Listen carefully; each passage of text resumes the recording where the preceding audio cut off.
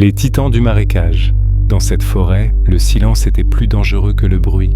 Alex, biologiste et aventurier, pénétrait dans une région reculée de l'Amazonie brésilienne, réputée pour abriter des anacondas gigantesques. Les légendes locales parlaient de serpents immenses, capables d'engloutir un homme entier et que très peu avaient vu et survécu. Accompagné de sa collègue Anna, Alex progressait à travers une végétation dense et humide. Chaque pas dans la boue semblait attirer l'attention des créatures invisibles. Les chants d'oiseaux et les bruits d'insectes disparaissaient progressivement, laissant place à un silence oppressant. Ils arrivèrent près d'un marécage où la surface de l'eau semblait immobile, trop parfaite. Anna s'agenouilla pour observer des traces fraîches de glissement, de longues marques sinueuses dans la boue, larges et fraîches, laissées par quelque chose d'énorme. Alex sentit un frisson. Ces traces appartenaient à un anaconda, mais d'une taille inimaginable. Le soleil se couchait, plongeant la jungle dans l'obscurité. Les ombres des arbres se mêlaient à celles de la végétation aquatique. Alex savait que la nuit serait leur pire allié et pire ennemi. Les titans du marécage étaient des chasseurs nocturnes, et dans l'eau, ils pouvaient disparaître et réapparaître à volonté. Alors qu'ils installaient leur camp, un mouvement soudain dans l'eau attira leur attention.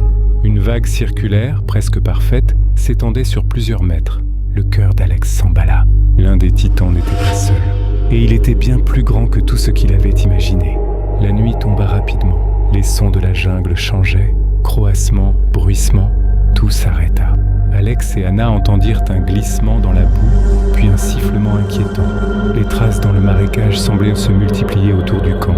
Soudain, une silhouette massive émergea partiellement de l'eau. Un serpent colossal, ses écailles luisantes reflétant la lumière de leur torche, les observait avec des yeux hypnotiques. Alex sentit la panique monter. Il n'avait jamais vu un reptile de cette taille. Et pourtant, il savait que d'autres rôdaient. Ils décidèrent de suivre les traces plus loin dans une zone de marais dense. Chaque pas était un calcul. Le moindre bruit pouvait déclencher l'attaque. Des ondulations dans l'eau indiquaient des mouvements invisibles.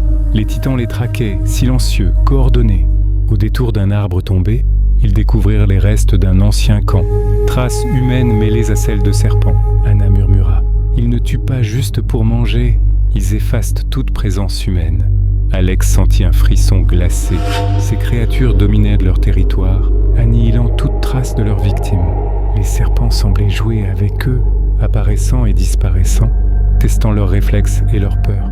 Chaque pas devenait un défi mortel, chaque respiration un pari contre la mort. À l'approche d'un étang plus vaste, Alex et Anna entendirent un sifflement puissant, suivi d'un craquement dans les roseaux. Deux titans surgissaient à la fois, géants et rapides, leur corps ondulant avec précision. Alex tenta de riposter avec un couteau, mais l'attaque était trop rapide. L'un des serpents fonça sur Anna, qui se jeta sur le côté juste à temps. Le second serpent encerclait Alex, ses yeux brillants et son corps massif prêt à frapper. Ils comprirent qu'ils ne pouvaient vaincre la force brute. Ils devaient utiliser l'intelligence et le terrain. Guidés par leur expérience, ils manœuvrèrent, utilisant végétation et eau comme piège. Les titans attaquaient, disparaissaient, puis revenaient, comme des ombres conscientes. Au bord du désespoir, Alex repéra un passage étroit à travers le marécage. En synchronisant leurs mouvements et en provoquant un leurre avec un feuillage flottant, ils détournèrent l'attention des serpents et réussirent à fuir vers une zone plus sûre. À l'aube, Alex et Anna s'arrêtèrent sur une berge solide, haletants et trempés. Les traces des titans étaient partout, mais les créatures avaient disparu, retournées dans les marais profonds, invisibles. Ils avaient survécu, mais la jungle les avait marqués à jamais. Chaque bruit, chaque ondulation dans l'eau rappelait que ces prédateurs dominaient leur territoire. Silencieux et intelligents, la peur et le respect coexistaient. Alex nota, ces créatures ne sont pas juste des serpents.